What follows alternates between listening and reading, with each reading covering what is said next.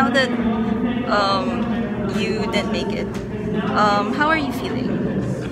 Siyempre, andun yung pag-iig sa medyo nakakaroon ng medyo nahiya ako doon sa mga taong sumuporta sa akin kasi hindi ko naibigay yung parang hinahangad nilang title. Pero sabi nga nila, no matter what happened, andun pa rin sila sa akin para sumuporta. Kaya thankful pa rin ako kasi mahal na mahal nila ako at hindi nila ako pinabayaan kahit sa itong huling laban ako.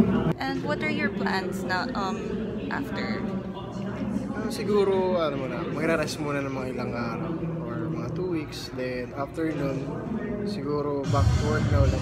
Harap sa organization, tapos kung may mga project na darating, mga opportunities, siguro tatrabahuin ko yun. Kasi para din naman sa akin, para sa pamilya ko, para sa organization.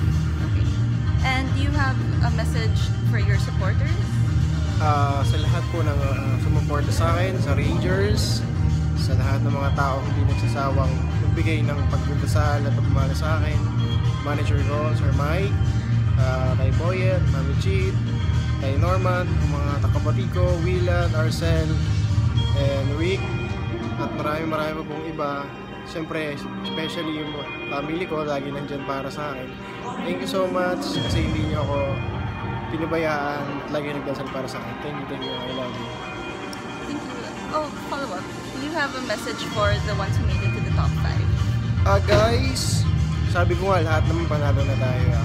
We already all winners, but we need a one who will represent for the whole country, to the world, that will be a new role model like Sir Neil Perez.